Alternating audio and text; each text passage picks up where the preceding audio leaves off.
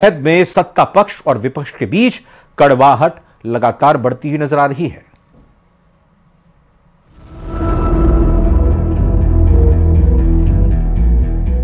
सातवें चरण का मतदान आते आते अब विवादित बयानों का सैलाब आ गया है। हालत यह है कि वार करने वाली जुबान भी जहरीली है और पलटवार में चले जुबानी तीर भी जहर बुझे हैं। छठे चरण का मतदान खत्म होते ही बिहार की एक रैली में दिया गया प्रधानमंत्री मोदी का बयान विपक्षी नेताओं को बहुत चुभ गया, जिसमें प्रधानमंत्री मोदी ने राहुल और तेजस्वी के गठबंधन की तरफ इशारा साधते हुए कहा कि चाहे वोट बैंक के सामने मुजरा ही करें, लेकिन मोदी ओबीसी, एससी और एसटी जातियों के आरक्षण में सेंध नहीं लगने देगा। इंडिया अलायंस को अपने वोट बैंक की गुलामी करनी है तो करें, उनको वहां जाके मुजरा करना है तो भी करें। मैं एससी, एसटी, ओबीसी आरक्षण के साथ डट करके खड़ा हूं, खड़ा रहूंगा, जब तक जान है लड़ता रहूंगा। दो बयान विरोधियों को बहुत नागवार गुजर रहे हैं।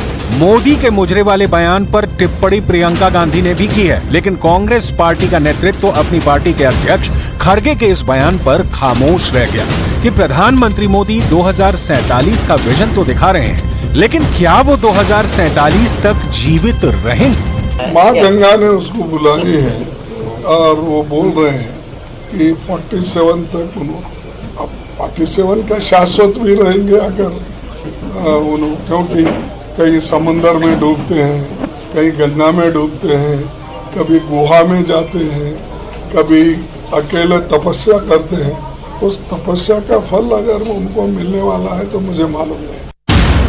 जहरीली जुबान की सबसे बड़ी जंग और आगे निकलने की होड़ तो जैसे बिहार में चल रही है। प्रधानमंत्री मोदी ने लालू परिवार पर निशाना साधते हुए ये कहा कि जमीन के बदले नौकरी देने वालों को जनता सबक सिखाएगी, तो जवाब तेजस्वी यादव ने जिस लहजे में दिया उसने कड़वाहट को और बढ़ा दिया। पहले मोदी और फिर तेजस्वी का बयान सुनिए। जिन्होंने बिहार के गरीबों को लूटकर नौकरी के बदले जमीन लिखवाई है, कान खोल के सुन लो, उनका भी जेल जाने का काउंटडाउन शुरू हो चुका है। प्रधानमंत्री जी को तो हमने चिट्ठी लिखा है और तथ्यों की जानकारी दी है, थोड़ा ज्ञान वो भी वृद्धि कर ले इन तथ्यों को देखते हुए। यहाँ आकर के खाली झूठ पे झूठ, झूठ पे झूठ, झूठ पे झूठ, झूठ का पर्दाफाश हो गया। सबूत के साथ भेजे, थोड़ा ज्ञानवर्धन कर ले प्रधानमंत्री, और यहाँ आकर के हमको धमकी दे रहे कि जेल भेज देंगे। ये कोर्ट से ऊपर हो गए हैं क्या? ये तो ये साबित हो गया कि एजेंसियां इनके हाथ में, जिसको मन करेगा उसको भ्रष्टाचारी बना देंगे, जेल बंद कर देंगे। फैसला जनता को करना है। 1 जून को एग्जिट पोल आ जाएंगे और 4 जून को रिजल्ट भी जनता के सामने होगा।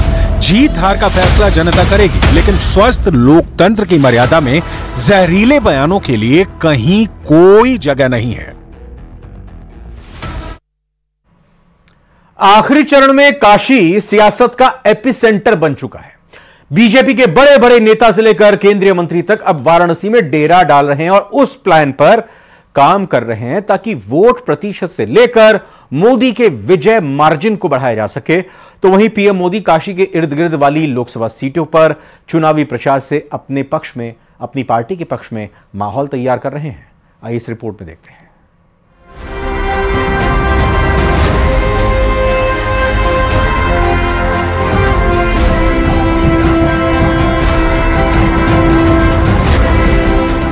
मोदी की काशी जो सत्ता की धुरी बन गई, वो काशी जो देश की सियासत में हॉट सीट बन गई, वो काशी जो पीएम मोदी के लिए लकी सीट बन गई।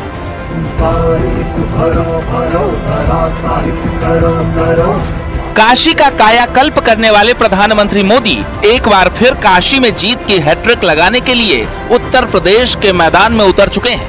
पीएम मोदी काशी में वोट प्रतिशत बढ़ाने और जीत के अंतर को बढ़ाने के लिए चक्रव्यूह तैयार कर चुके हैं और काशी के इर्द गिर्द की लोकसभा सीटों को मजबूत करने के लिए रैली और चुनाव प्रचार कर रहे हैं।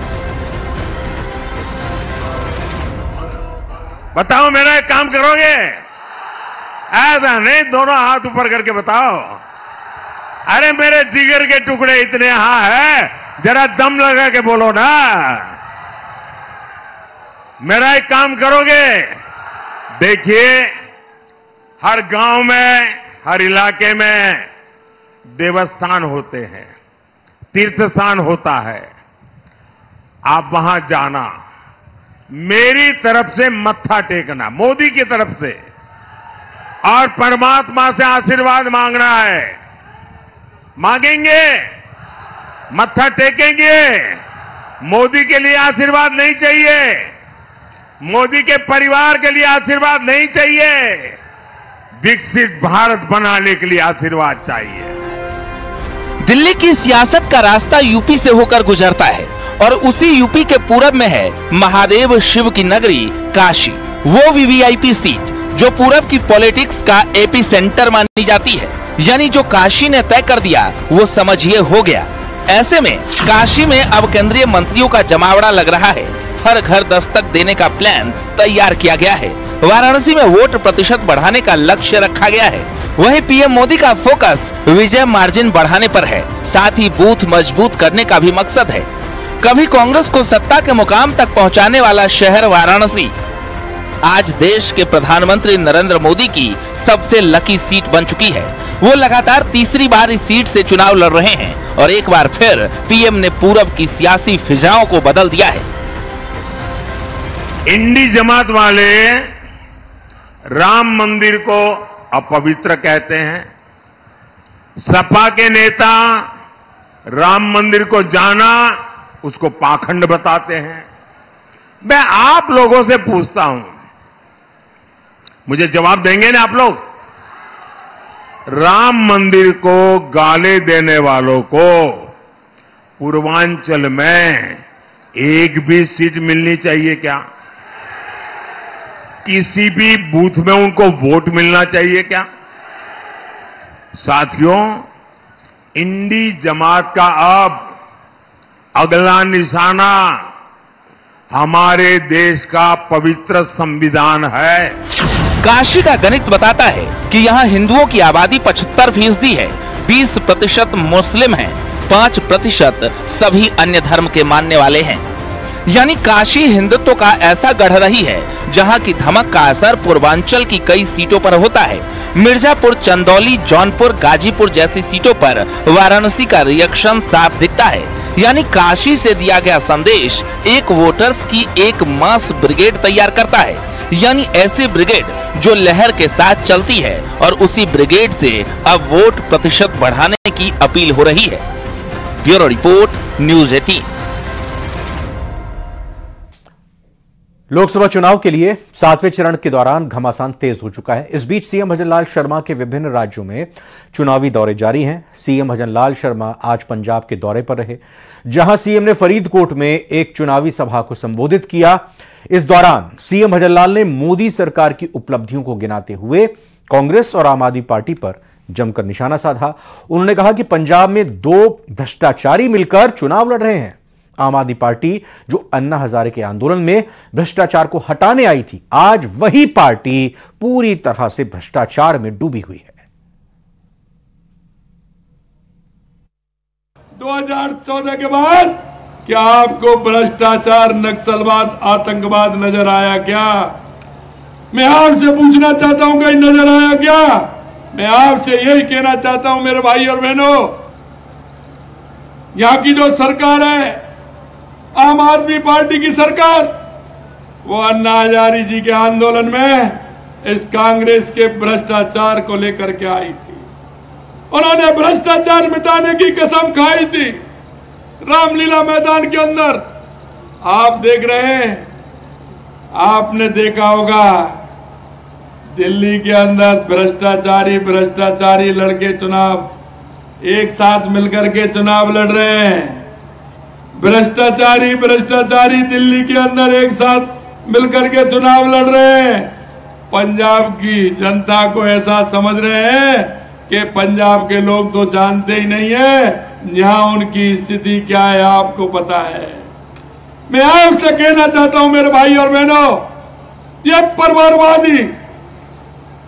परिवारवादी और जाति के नाम पर राजनीति करने वाले भ्रष्टाचारी, इनका समय ज्यादा नहीं है, इनका समय ज्यादा नहीं है। और आपने देख लिया आम आदमी पार्टी जिस भ्रष्टाचार को खत्म करने की बात कह करके आए थे, वो पूरे के पूरे आखंड भ्रष्टाचार में डूब गए,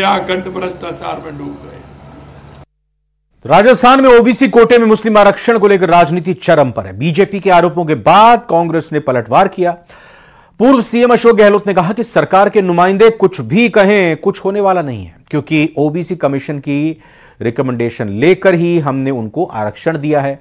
25 साल पहले जो बैकवर्ड थे उन जातियों को रिजर्वेशन मिला है, सभी मुसलमानों को थोड़ी ही मिला है। सरकार के नुमाइंदे कुछ भी कहे, कुछ नहीं होने वाला है, क्योंकि ओबीसी कमीशन जो है उसकी रिकमेंडेशन लेके हम लोगों ने आरक्षण दिया। उनकी रिकमेंडेशन है उसके अंदर। पहले कहा 25 साल पहले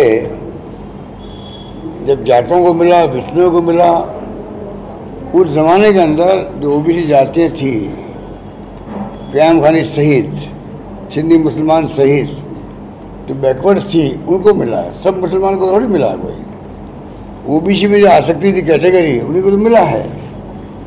तो ओबीसी जो है यहाँ पर देश के अंदर, उनको तो मिलना ही चाहिए। बिहार के पूर्व डिप्टी सीएम तेजस्वी यादव ने प्रधानमंत्री नरेंद्र मोदी को लेकर विवादास्पद बयान दिया है। एक चुनावी सभा को संबोधित करते हुए तेजस्वी यादव ने कहा कि वो डॉक्टर को बोलकर आए हैं कि जब तक प्रधानमंत्री को बेड रेस्ट तक नहीं पहुंचा देंगे तब तक बेड रेस्ट नहीं करेंगे। तेजस्वी यादव के इस बयान को बीजेपी ने मुद्दा बना लिया है। तेजस्वी के इस बयान की चौतरफा निंदा की जा रही है।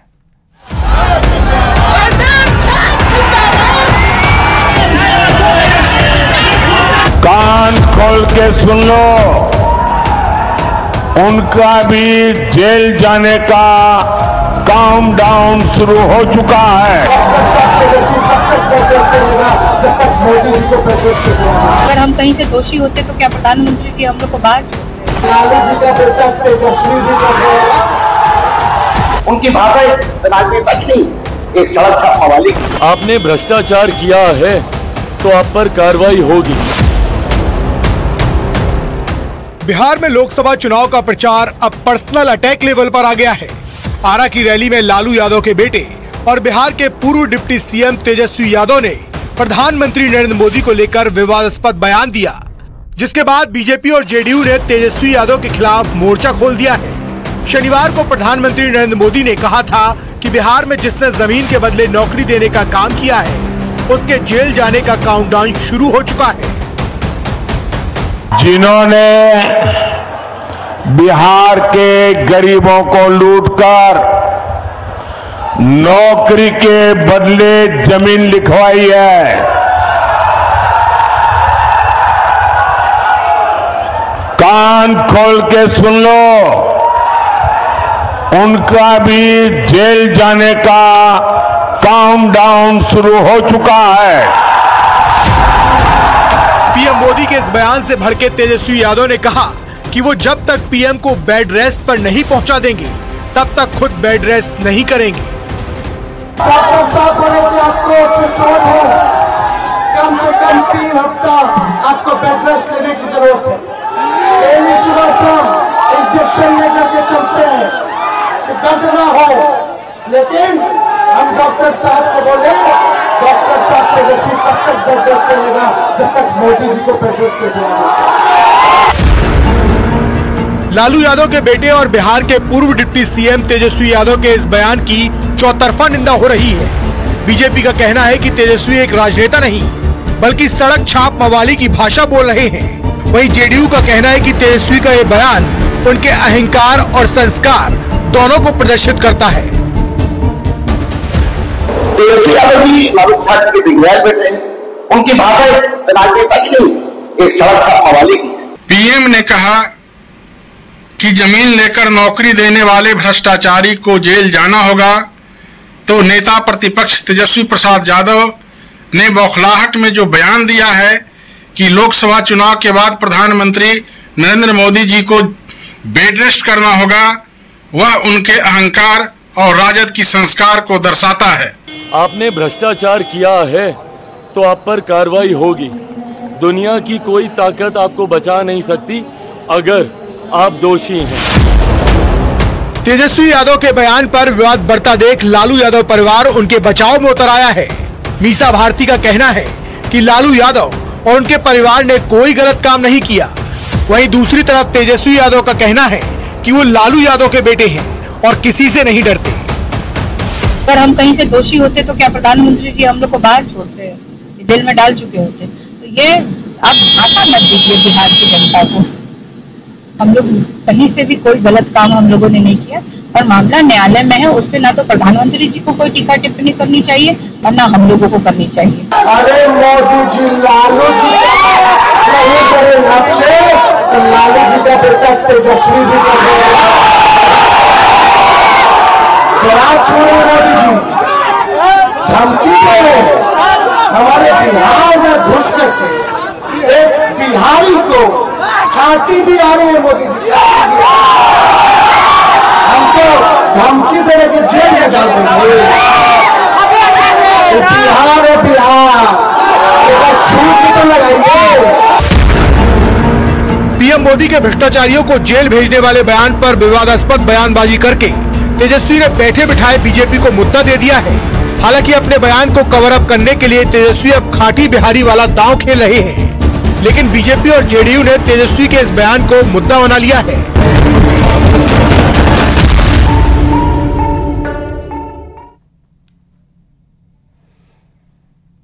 और जयपुर में अग्नितांडव देखने को मिला है। प्लास्टिक पाइप के गोदाम में भीषण आग लग गई है। आग लगने से इलाके में अफरा तफरी मची है। ब्रेकिंग न्यूज, बड़ी खबर इस वक्त तस्वीरों के जरिए आपको पहुंचा रहे हैं, दिखा रहे हैं। आसमान में चारों तरफ धुएं का गुबार उठता हुआ दिखाई दे रहा है। बड़ी संख्या में यहां पर दमकल की गाड़ियां पहुंची हुई हैं। 6 से ज्यादा दमकल की गाड़ियां मौके पर मौजूद हैं। काफी देर से आग बुझाने की कोशिश की जा रही है। चौमू एसएचओ प्रदीप शर्मा जाप्ते के साथ मौके पर मौजूद हैं।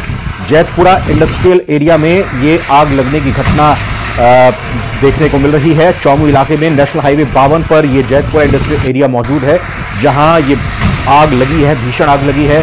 प्लास्टिक पाइप के गोदाम में आग लगी है। आग लगी कैसे है फिलहाल अभी इस बारे में जानकारी नहीं है, लेकिन चूंकि प्लास्टिक के पाइप के गोदाम में आग लगी है, प्लास्टिक एक ज्वलनशील वस्तु है जिसमें आग लगने के बाद आग तेजी से फैलती चली जाती है। गोदाम में काफी संख्या में प्लास्टिक के पाइप्स रखे हुए हैं, इस वजह से आग फैलती चली जा रही है। कोशिश दमकल कर्मियों की है कि आग पर जल्दी से जल्दी काबू पाया जा सके, लेकिन आग लगने के बाद प्लास्टिक के गोदाम में प्लास्टिक में आग लगने के बाद जो काला गुब्बार का धुआं, काला धुआं बिल्कुल आप आसमान में उड़ता हुआ देख सकते हैं। आग बुझाने की भरपूर कोशिश की जा रही है ताकि ज़्यादा से ज़्यादा नुकसान होने से बचा जा सके। आसपास में इस फैलती हुई आग को रोका जा सके। काफ़ी दमकल की गाड़ियां यहां पर आग बुझाने के लिए पहुंची हुई हैं।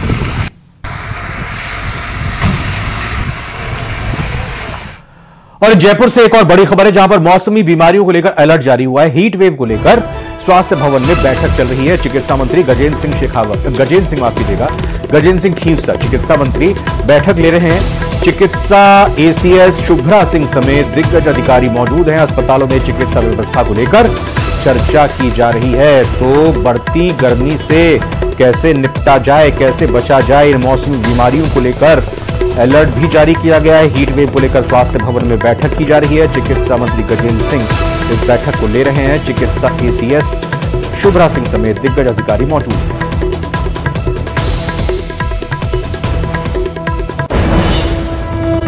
और ये